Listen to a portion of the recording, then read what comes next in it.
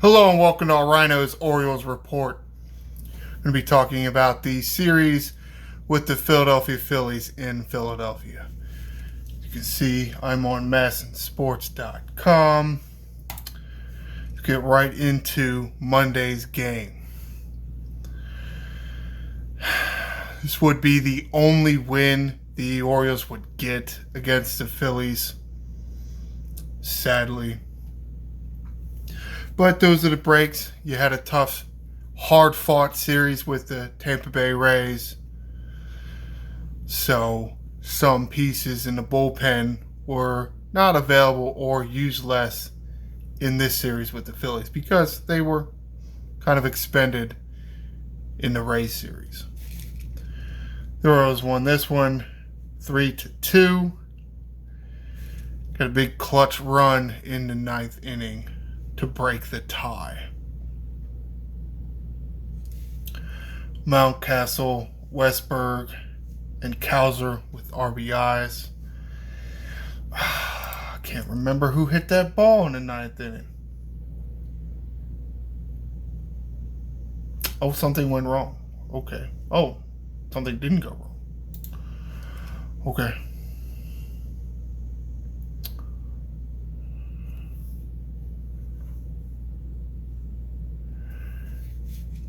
That's right. Cowser knocked in the winning run. Did that the other day in Tampa, didn't he? Okay, Colton Cowser seems to be turning it on now. Getting a little regular playing time now that Mullins and more recently Hicks are not in the lineup regularly due to injuries. But as you can see, Hicks was in this game. He was removed earlier, and that's why Cowser was in there. Wasn't originally going to be in the lineup. Mateo Ofer. You can see Rutschman isn't on this list here. Very good. Finally get Rutschman some time off. I know I've been harping on that, but he has been the starting catcher for a while now. He can't play every game. He really can't. Can did go 1 for 3. It's a Cowser double off of Kimbrel. Kimbrel not used to giving up hits. Mountcastle, Westberg. That's right, Westberg. Home run. All right, looks like the new guys are coming around now. Gonna need them going forward. Dean Kramer started this game, went 7 innings, gave up 3 hits, 1 run, 2 walks, struck out 3. A little low strikeout numbers for 7 innings, but if you're only going to give up 3 hits and 2 walks, you don't really care how many how many people you strike out. Coulomb in relief gave up 2 hits, 1 run, and 1 walk. Talking about the high leverage and very hard fought 4-game series with the Tampa Bay Rays. Some of this is a result of this. Baker finished out the 8th inning. Did give up 1 hit before he was able to do that, but he did do it. And Cowser gave the Orioles a lead in their half of the 9th inning. Batista, Cano, pitching a lot in that Tampa series. So, Monday off, Perez got the save opportunity. Did give up a hit and a walk, but no runs. Didn't strike anybody out either, but it's not exactly a situation he's used to. Coming in the 9th inning, 1-run lead against a team that went to the World Series last year. So, think he can forgive him for not striking out and maybe giving up a hit. Maybe. Game 2 of the series. This one kind of stung. As you can see, 2 runs in the 9th inning. And that's what did the Orioles in. Mountcastle walked twice. 2 for 2 with 2 walks. A lot of walks from the bottom of this order. Kowser walked twice. Westberg walked once. So it's nice to see that these young guys are not too eager. They will take their pitches and work walks. O'Hearn, Frazier, Hayes, 1 RBI each.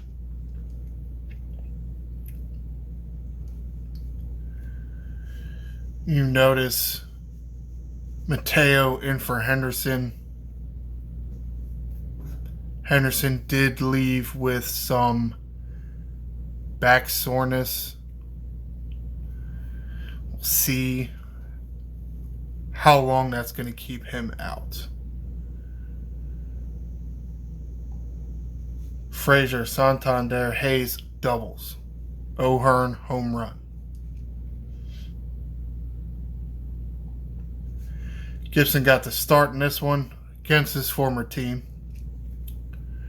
Went 6 innings, gave up 4 hits, 2 runs, no walks.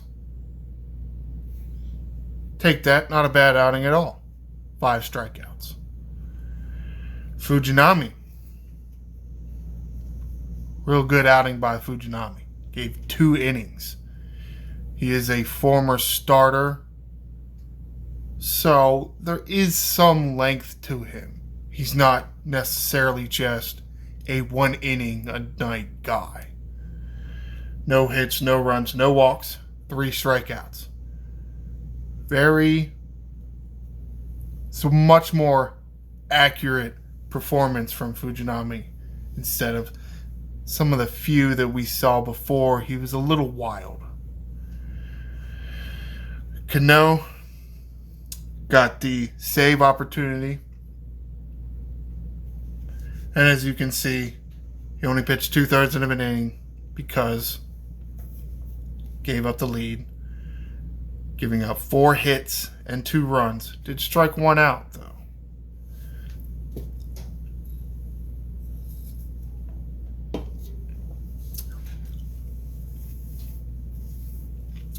Not 100% sure why Brandon Hyde chose to rest Batista a second day.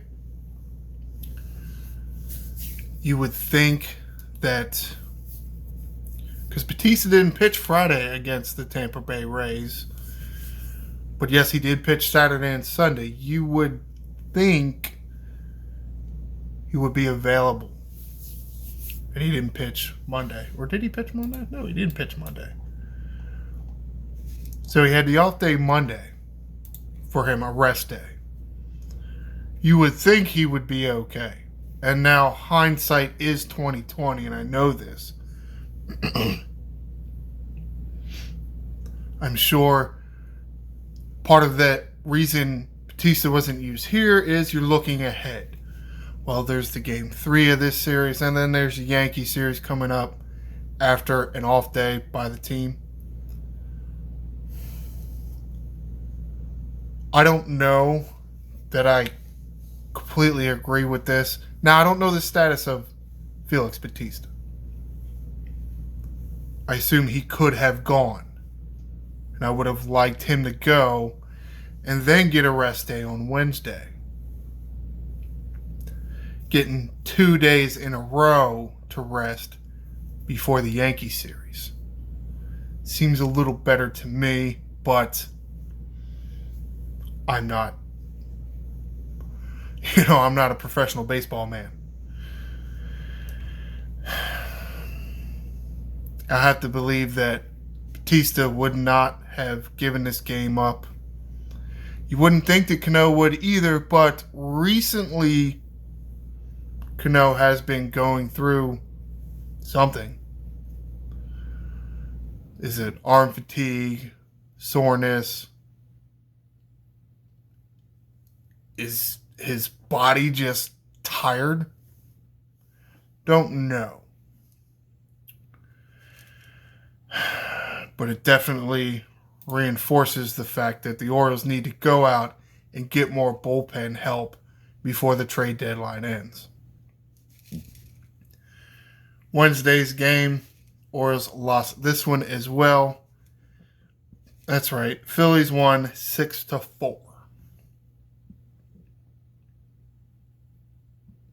So at least the offense is scoring some runs and not getting shut out.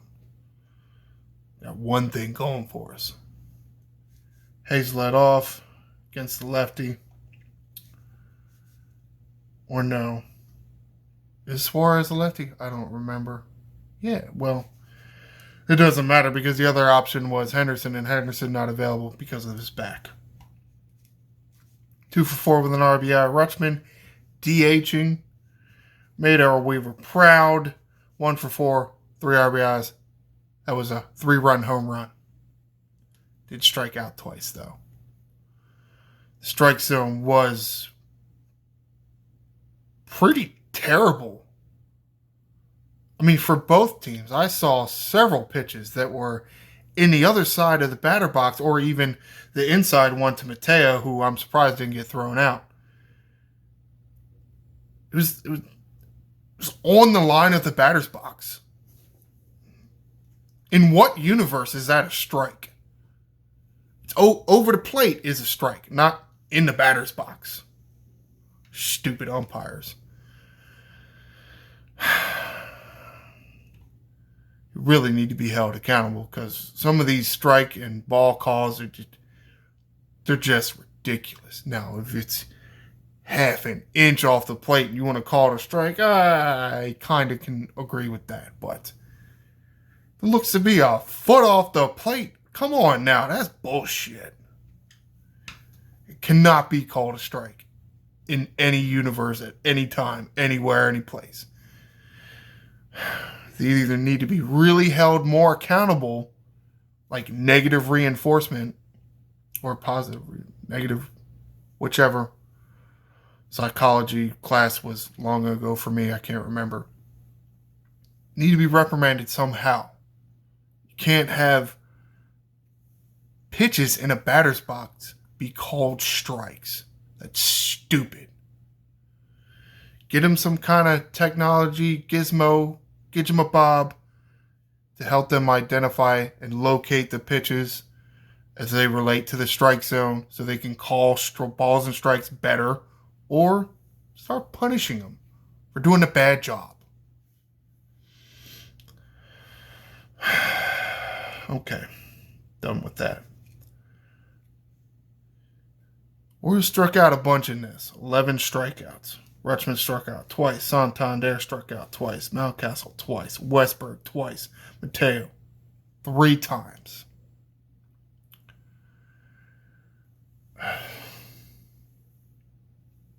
Not sure I completely understand that. It does appear to me that, especially with Mateo's speed, I think his swing is a little too long. He really needs to have a shorter swing. He's so damn fast that a bouncing ball to the 5-6 hole, it's a tough play for any fielder. He's got a good chance to make that safely. And once he's on first base, he has a chance to turn anything he did at the plate, where there's a walk, hit by pitch, fielder's choice, and error. He has the opportunity to turn any of those into a double because he's that fast. So, not sure why he's not a shorter swing contact hitter. Now, I did mention that it was an egregious call. The pitch was inside and it was on the line of the batter's box. However, McKenna, as I said, Hicks was placed. I didn't say he was placed on it. Did I say Hicks was placed on the injured list? I meant to. So McKenna is now with the Major League club again, which is fine. I mean, he's a nice player, very good player. Doesn't get a whole lot of opportunities because when the guys in front of him are healthy, you know, there's kind of a lot of them. 1 for 2, scored a run. O'Hearn, pinch hit late in the game. O'Hearn did not get a hit this time. He has been pretty clutch for us. McCann, Westberg doubles, Rutschman home run, as I said. Actually, that Rutschman 3-run home run was with 2 outs. Kyle Bradish.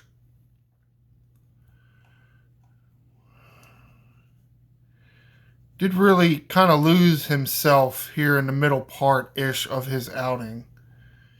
But overall, and yeah, he gave up some runs. He wasn't even close to 100 pitches. I think he was at like 80 or 85 pitches when he into the 7th inning. So, yeah, 7 hits. Did get some double plays though. Gave up 5 runs, 2 walks, only struck out 3.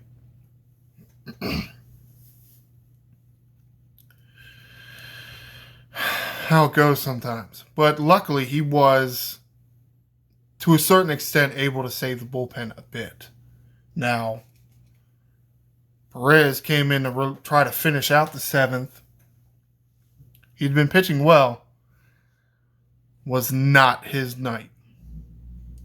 Gave up 1 hit, 1 run, and a walk. Now, I'm pretty sure he came in with people on. No, he didn't. Inherited runner scored, only Bauman. He gave up a home run and then they took him out. I can't remember. Perez really only faced his minimum 3 guys. Or did he? I think there was an error there because they took him out.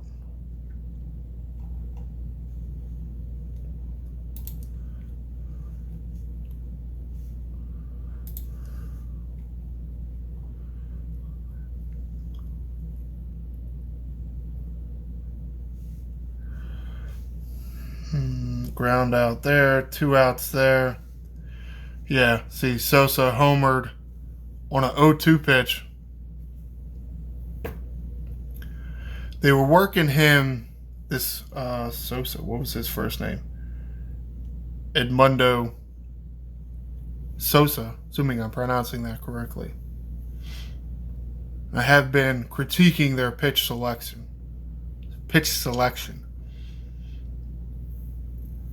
They were trying to work him up and away to get that 3rd strike. Through the first pitch, I want to say it was a fastball. It was a fastball slide, I can't remember, because there were a few pitches, 0-2.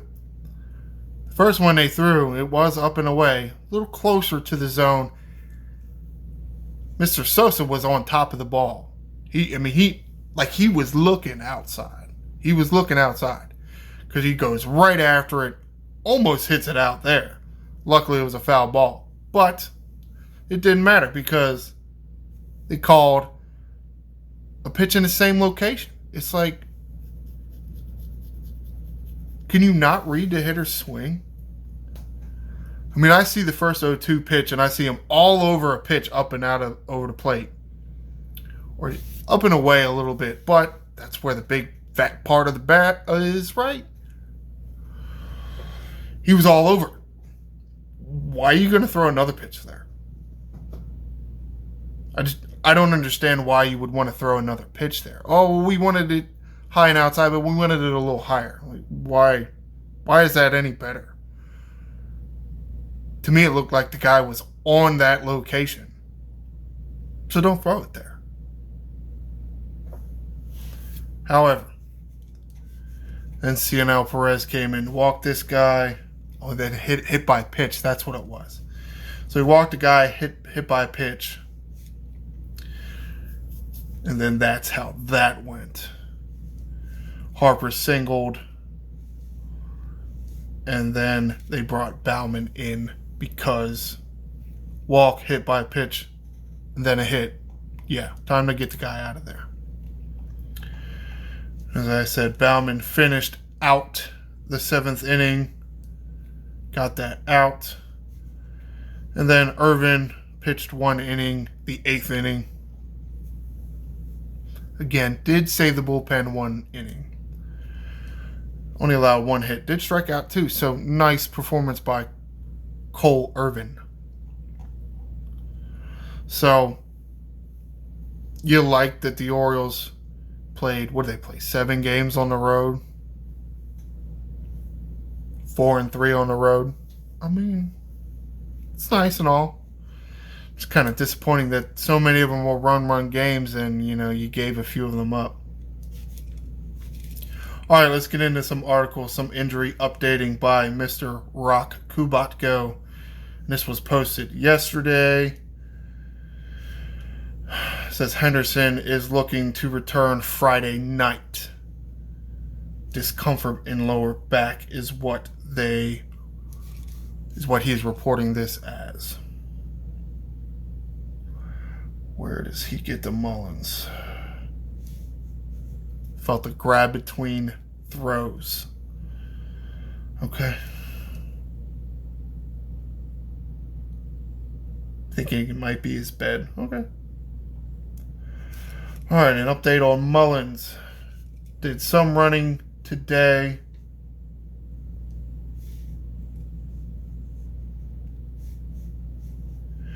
He's saying hitting and throwing, he's not having any issues. It's really just running for Mullins at this point, which that's fairly typical.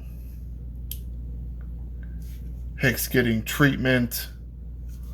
Left hamstring injury is what has Hicks down. Batista, it's just, as far as they're reporting, they're saying it was just rest, which it's fine. Okay. Adam Jones will serve as guest splasher in the bird bath during Friday night's game. Okay. All right, what is Mr. Kubatko talking about with the trade deadline stuff? He posted this today real early in the morning. Man never sleeps, I guess. Talking about trade deadline Tuesday, 6 p.m.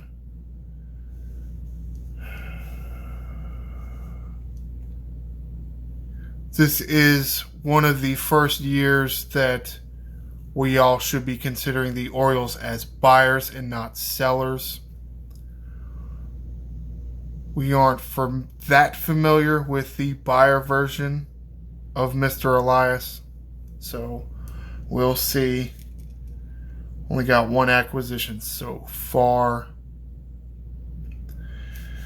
And we start talking about Andrew Miller deal, giving up Rodriguez, which wasn't that great, but you wanted to go bullpen guy. Maybe Giolito as a starter they could pick up. Oh, and where did I read that? Ohtani's not. Here we go. As reported by Mr. Kubatko, reporting on Mr. Tom Verducci, Angels have removed Shohei Ohtani from the trade market. So don't get your hopes up, Birdland. Ohtani's not coming here. All right. Let's get to standings and schedules and get out of here. Taking a look at the standings, the Orioles are still just edging out the Rays in the standings. 1.5 game now.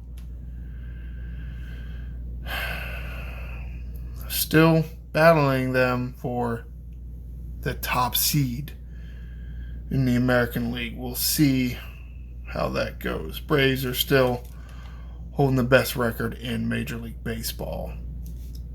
Rangers are still winning the West. The Twins probably have a handle on the Central. Let's go to the schedule. Friday, Saturday, Sunday, scheduled for 7 o'clock-ish games with the New York Yankees. Yay, Yankees coming to town. They better win all these games. One of these days is Mo Gabba Day. I can't remember which one. I want to say it's Saturday. But Jones is in town Friday, so I think Adam Jones is kind of taking over for Trey Mancini, who is no longer with the club for the Mo Gabba Remembrance Day. All right, that's going to do it for this edition of Ryno's Orioles Report. Stay tuned for Monday-ish. I will probably do my show for the Yankees series. Be sure to like and subscribe. I am the Angry Ryno, and this is Birdland.